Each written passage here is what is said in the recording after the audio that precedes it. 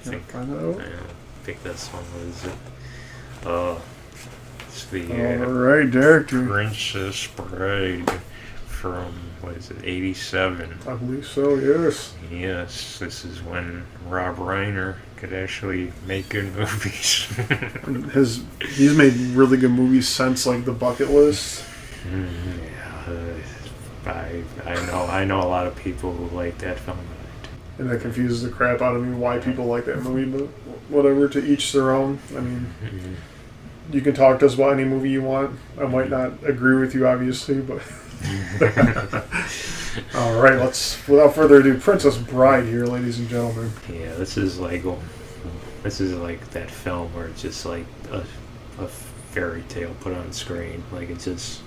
You don't get that much anymore. Like, you get a lot of CGI and just a lot of stuff that just doesn't feel like it's something that's being read out of a storybook, but this film really captures that sort of feeling.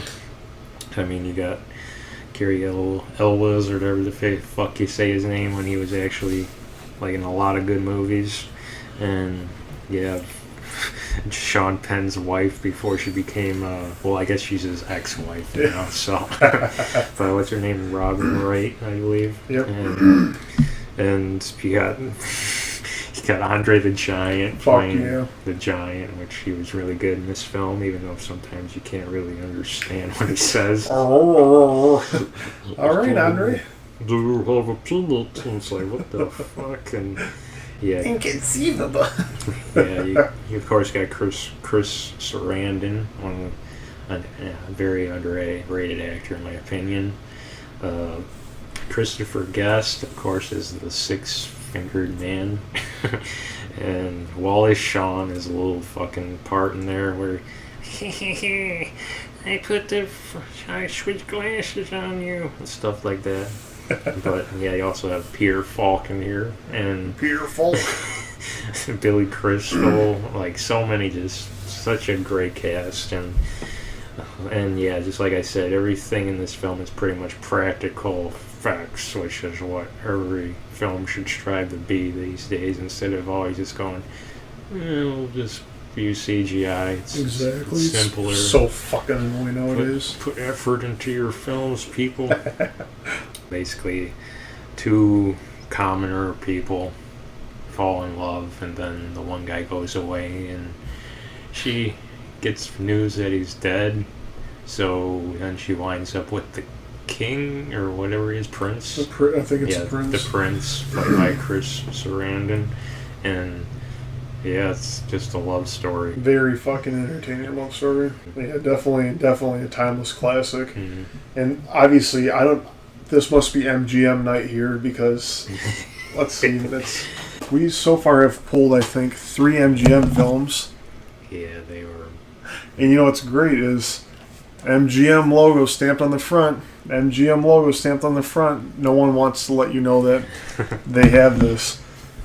But Princess Bride, I love the acting. It's timeless. It's a classic. My parents saw it when they were younger, when it first came out. Obviously, they were adults, but still, it was great back then. They introduced it to us. It's great still. My little cousins have seen it, and a bunch of relatives have seen it. It's a great fucking entertaining movie. All the characters are very enjoyable on screen. What the fuck's that? Inconceivable. That guy. Holy Sean, yeah. Annoying motherfucker, but I love his character acting in the movies. He's always hilarious. He has the most annoying voice, and it works perfectly in this movie. Although, like, one-liners and shit from it are great, too.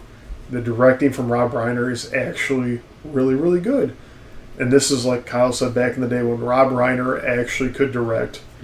You got movies like this, and nowadays Rob Reiner, I think, forgot how to direct, and he was fantastic in The Wolf of Wall Street acting. I loved him in that. Yeah. And I would love to see him get back to acting more, because from that movie it looks like he's actually lost weight, which is good for him, because I know he's at health risk for a while there. But that's the one thing too with this movie. You kind of wish Andre the Giant would have lived longer, because I mean this was like his first breakout movie role, and there was many offers after this because he was so enjoyable in this movie. And then obviously he passed away, unfortunately. But I highly recommend this fucking movie. Yeah, so many great lines in this film, so many memorable lines like, "My name is Inigo Montoya. You killed my father. Prepare to die." It's like one of my favorites. It's one great line. And there's some stuff that hasn't aged well in it. Like, apparently Billy Crystal scenes were so funny back in the day that Rob Reiner had to leave the scene, or the room, because he was laughing so hard. And you watch it now and you're just like, I don't know if I'm laughing, but okay. It's an enjoyable character, but I mean, to each their own, like I said. I remember that scene with like Andre the Giant, like he had like the girl and the two guys like hooked on him, and he's climbing up the rope, and it looks so bad, but it's so funny. And then they do like a shot, like a close-up shot, and like Wallace Shawn is like right in front of his face, and they're both talking while he's like climbing up the rope, and it's so funny. This that part. I think my favorite part that I die laughing at every single time I see it is, I don't know, I know he's a character actor, I don't know who it is.